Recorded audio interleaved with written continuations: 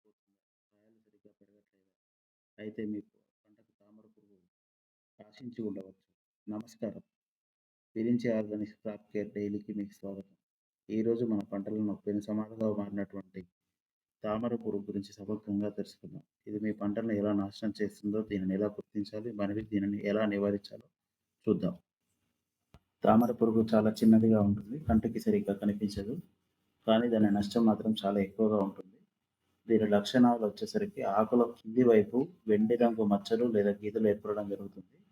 అదేవిధంగా ఆకులు పైకి ముడుచుకుపోవడము, వైరస్ సోకినట్టుగా మొక్కలు అవ్పించడము, పూత రాలిపోవడము, కాయలు సరిగ్గా అభివృద్ధి చెందకపోవడము లాంటి లక్షణాలు ఎక్కువగా కనబడుతూ ఉంటాయి. మొక్క ఎదుగుదల కూడా ఆగిపోతుంది. ఇది ఎక్కువగా మొక్క లేత భాగాల పైన, ఆకుల అడుగు భాగాల పైన వీటిని గమనించవచ్చు. తామర పురుగు జీవిత చక్రము గుడ్డు దశ నుంచి మొదలై లార్వా ప్యూపా దశల గుండా వెళ్ళి చివరికి వయోజన దశ అంటే అడల్ట్ పురుగుగా మారుతుంది. ఈ చక్రం ఉష్ణోగ్రతను బట్టి 2 నుంచి 3 వారాల్లో పూర్తవుతుంది. వెచ్చని వాతావరణంలో ఇది ఎక్కువగా జరగడానికి అవకాశాలు ఎక్కువగా ఉంటాయి. గుడ్డు దశ ఆడపురుగులు గుడ్లను మొక్క ఆకుల యొక్క కణజాలాల్లో, పూల రేకుల్లో, కాండం యొక్క లేత భాగాలలో పెట్టడం జరుగుతుంది. ఇవి చిన్నవిగా కిడ్నీ ఆకారంలో ఉంటాయి. అదేవిధంగా లార్వాలు వచ్చేసరికి గుడ్ల నుంచి పొదగబడినటువంటి లార్వాలు రెక్కలు లేకుండా లేత పసుపు రంగులో ఉండి ఆకుల మొక్కల కింది వైపున రసాన్ని పీల్చడం ద్వారా నష్టాన్ని కలిగిస్తాయి. ఇవి 2 దశలలో పెరుగుతాయి. ప్యూపాలో 2 దశలు ఉంటాయి. లార్వా తర్వాత దశలో ప్యూపాలో ప్రవేశించినటువంటి ఈ పురుగులు ఆహారం తీసుకోవు మరియు ఎక్కువగా కదలవు. ప్యూపా దశలో మొక్కల పైన లేదా నేల లోపల ఈ దశను పూర్తి చేసుకుంటాయి. ఆ తర్వాత వయోజన పురుగు, అడల్ట్ పురుగు దీని నుంచి ప్యూపాల నుండి బయటికి రావడం జరుగుతుంది. వీటికి సన్నని వెంట్రుకలతో ఉన్నటువంటి రెక్కలు ఉండడం జరుగుతుంది. ఇవి కూడా మొక్కల యొక్క రసాన్ని పీల్చి గుడ్లు పెట్టి జీవిత చక్రాన్ని కొనసాగిస్తాయి. ఈ తక్కువ జీవిత చక్రం వల్ల తామర పురుగులు త్వరగా సంతానోత్పత్తి చేసి వాటి జనాభాను ఎక్కువగా పెంచుకుంటాయి. అందుకే వీటిని సకాలంలో నియంత్రించడం చాలా ముఖ్యమైనటువంటి దశ. ఇప్పుడు నివారణ ఉపాయాలు చూద్దాము.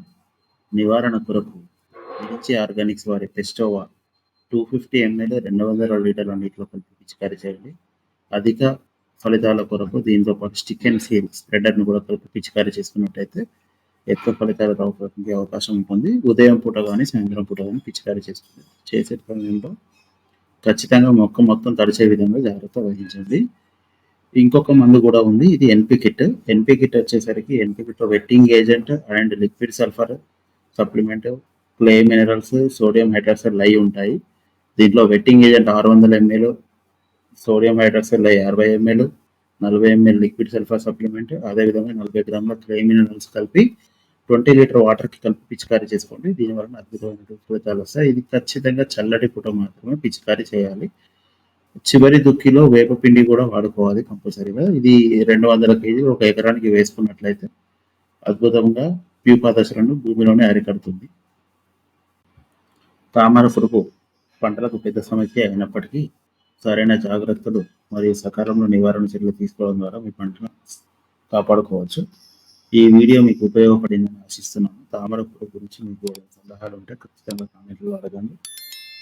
ఈ వీడియో నచ్చినట్లయితే లైక్ చేయండి, మీ రైతు మిత్రులతో షేర్ చేయండి. మర్చిపోకుండా మా విరించి ఆర్గానిక్ ఛానల్ని సబ్స్క్రైబ్ చేసుకోండి. పక్కన ఉన్నటువంటి బెల్ ఐకాన్ నొక్కండి. తద్వారా మా వీడియోలు మిస్ అవ్వరు. తదుపరి వీడియోలో మరో ముఖ్యమైనటువంటి పంట సమస్య కలుద్దాము. ధన్యవాదాలు.